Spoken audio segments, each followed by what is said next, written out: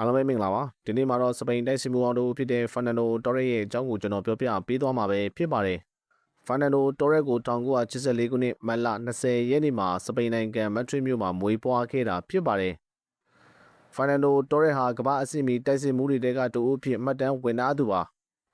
ဖာနန်ဒိုတော်ရက်ဟာကလပ်အသင်းသားဘဝမှာအီတီကိုလီဗာပူးချယ်ဆီနဲ့အေစီမီလန်အသင်းတို့မှာကစားခဲ့တဲ့သူတူဖြစ်ပါတယ်လီဗာပူးကိုရောက်ရှိချိန်မှာတော့သူ့ရဲ့သွင်းကိုစွမ်းရည်တွေကြောင့်ကမ္ဘာတဝန်းနာမည်ကျော်ကြားလာခဲ့သူပါဖာနန်ဒိုတော်ရက်ဟာစပိန်အသင်းအတွက်ပွဲပေါင်း130ကစားပြီး38ကိုသွင်းယူနိုင်ခဲ့ကာစပိန်ရွှေခေတ်ရဲ့အဓိကကစားသမားတဦးလည်းဖြစ်ပါတယ်ဖာနန်ဒိုတော်ရက်ဟာစပိန်အသင်းနဲ့ FIFA World Cup 2010ချန်ပီယံ UEFA Euro 2008ချန်ပီယံနဲ့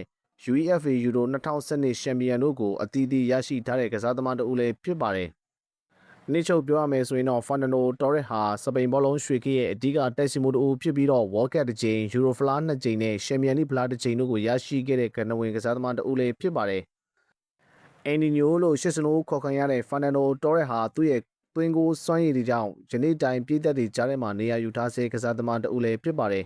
ဒါကြောင့်ကျွန်တော်တို့အနေနဲ့ဖာနန်ဒိုတော်ရက်ရဲ့ခြေစွမ်းတွေကိုပြန်လည်ချူစားလို့ရအောင်ဗီဒီယိုလေးနဲ့တကွာကျွန်တော်တင်ဆက်ပေးလိုက်ရခြင်းဖြစ်ပါတယ်